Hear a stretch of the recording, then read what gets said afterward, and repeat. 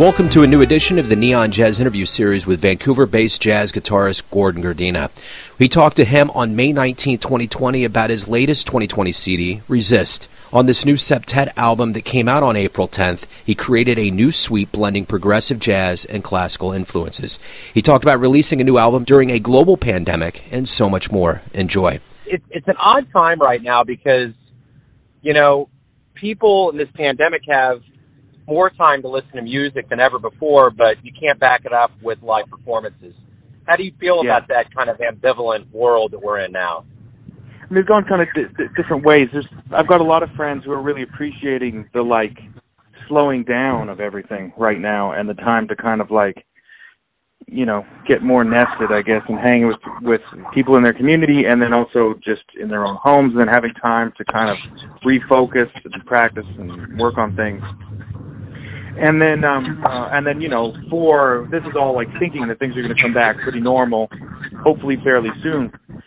So that's kind of optimistic. And then there's also the whole other side of just, the uncertainty, and it kind of goes up and down. And I feel that personally too, where it's I'm feeling this is great. It's so good to be with family and everything's going well. And, I have been working on some solo things. And then, you get this wave where, the not knowing what's coming up. And, and that being basically your whole career being pretty, stressful. And that's, people that are used to this. I mean, we're musicians. We're always dealing with the unknown. And it's still pretty scary. But I have been noticing that there's been more kind of a lot of connection with people actually listening to more music. So that's positive. Yeah. Well, the one thing I want to ask, too, related to this new world is when did you, in your schedule, around mid-March, start noticing that there was going to be this big shutdown and things were going to start going into a whole different mode?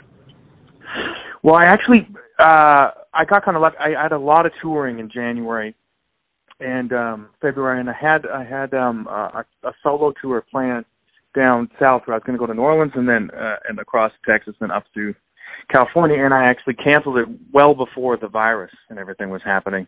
Actually, I guess it was happening. I got home from my tours in January and then had to cancel it because I was doing too much and I needed to stay home. It'd be like a constant kind of touring since September. So I was like, okay, I got to take a hold on that and do that tour next year. And then the pandemic kind of hit, and then you're like, wow, I guess I wasn't going on that tour anyway.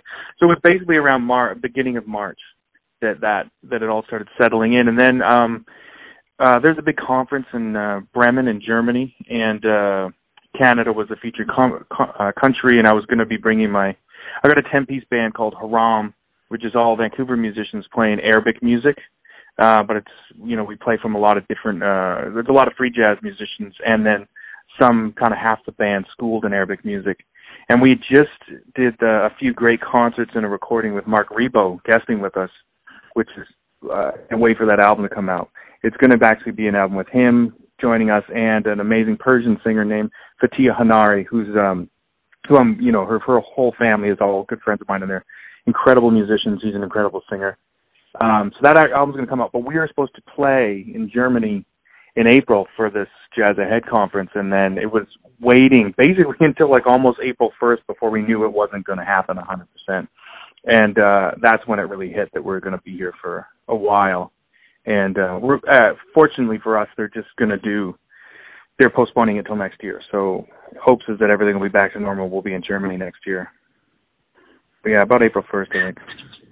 Yeah, without a doubt. I think that's the thing. A lot of people are actually, I think that's the good thing, is that people are actually getting all of these things rescheduled instead of losing them. And, yeah. I think what I've learned as somebody that covers jazz, as a jazz journalist and radio host, is I always have asked people how healthy is jazz, not coming from any weird angle, but just, how healthy is this art form? And this pandemic has proved to me how healthy it is. The amount of gigs that just one musician, let alone a whole bunch of musicians, have lost is staggering.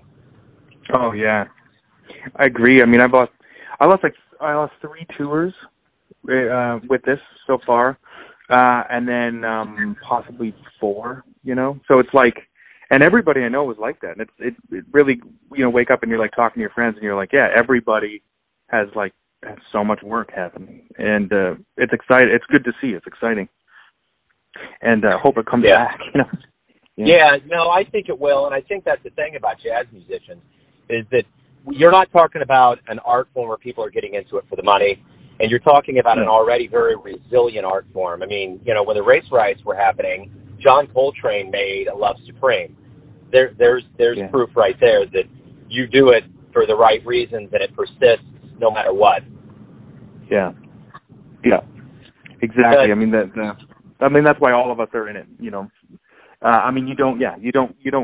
get into this art form to make a ton of money. There's no one does. At any level of it, even the stars or whatever. I mean, I can't really think of anybody that really got into it because they thought they were going to be a star and make a ton of money. I think that just happens. Yeah, I agree. So talk to me about this album. It's called Resist. Was there any meanings behind the name of the album and kind of what were you going for? Yeah, I mean at the time it was when I started kind of conceiving it. I mean, kind of it was when around 2016 when the election was coming up and there was it's kind of like growing up when I did. I remember on The Simpsons there being this joke about a pride parade and Lisa Simpson going, "I know, we know you're proud, no one cares, it's cool," and the kind of the consensus I always felt was that being where I was in a sheltered environment and all this, but that a lot of the things that were coming up again had been dealt with, and you're they hadn't really been dealt with, but at least socially it wasn't people weren't openly. You didn't have a white supremacist. That wasn't okay. It was general knowledge that you shouldn't be racist. It was general knowledge that you shouldn't be homophobic. It was, and then all of a sudden this was coming up in mainstream media I don't know, it just seemed so bizarre. And it was no, we still have to fight, and there needs to still be protests, and that seemed strange. But you always see the point. I can't believe we're still protesting this shit. You see that during protesters want to have a sign like that. So kind of was in that I was just thinking about my life and I'm always I was just thinking about wanting to do an artistic project a project just based on music that I had in my head that I wanted to get out. And then I started thinking about how doing that is political. The concept of doing that is trying to make something that is you're trying to create something. You're trying to create something that's maybe beautiful, it might be kind of ugly, but it also just represents who you are and you're trying to express yourself. And then just thinking about how many people don't get to do that and how many people are and how much that isn't encouraged in the financial world or in commerce and capitalism and anything. It's just the pursuit of happiness, in a real sense. And I just started thinking about, how socialism, there's a socialist military, but there isn't a socialist, as big a socialist kind of movement towards art and making people happy. And I thought, well, if you're going to give money to people, there's all these political things that came up that I thought that were more about fear and power than about actual humans trying to make the world a better place and trying to even make their own lives better. And I felt like making music, making art, these are all political things that we do, even if the actual message and the thing that you're doing isn't overtly political. By doing them, it's a political thing. And that's what I kept thinking about because I haven't really been, I don't write lyrics. I'm not really writing protest songs or anything like that. But trying to, just in trying to make art and make my life, it's a political thing. So that was a lot of came with it. And the movement to resist these people and this outlook and everyone that does it in their own way, trying to support that and write something that was that would be helpful in my own small way, in my own, small life kind of thing. Right on. So my last question to you is this: when we do return to live music, and what do you hope both musician and audience member realizes from this time away, and what revelations do we get? so when we return, we have a better outlook on things. To care about one another. I mean, there's sort of like things I think in general for all humanity that I hope will come out of this. I think hopefully some sort of real justice with everything that's happening right now with the George Floyd murder I'm hoping this keeps happening, obviously, for 400 years, but I feel like hopefully there'll be some way to really look at the systemic issues that are here and some change to using the police force as, controlling the masses. And these are all, bigger things than music industry or kind of what's happening in music. But in our world, there I kind of think about like coming back to live performance, actually going out and appreciating the actual live experience of the music that's happening, which I think if we've been away from for so long, I think when you come back to it, it'll be even more enriching. So I'm hoping that will be more kind of ingrained and part of become like more people will come out basically to that and like appreciate that aspect of it more, of the actual being together and being in a room and hearing the sounds and hearing something that's created. Because all these,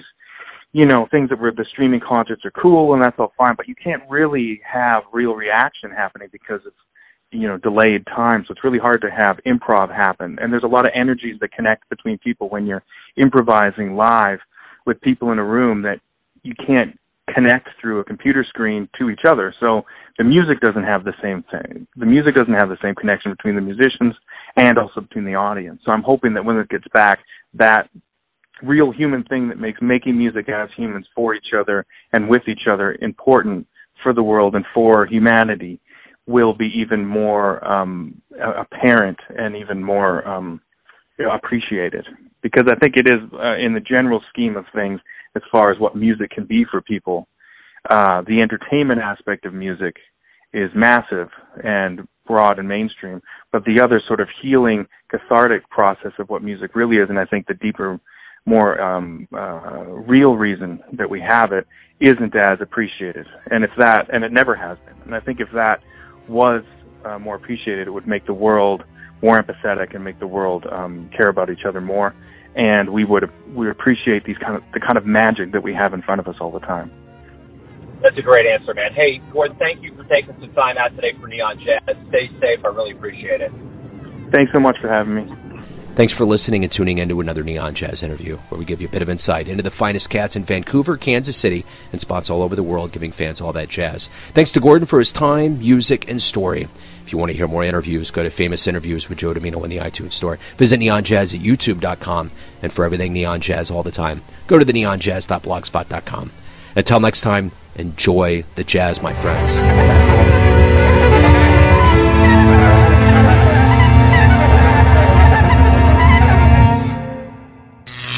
Neon Jazz.